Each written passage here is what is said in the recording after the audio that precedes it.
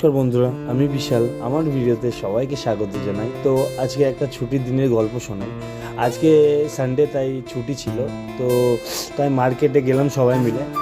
এখানে সব কিছু পাওয়া যায়, সব কিছু দামে পাওয়া যায়, কিন্তু নিজের দেশের বাজারের মতো আনন্দ লাগে না।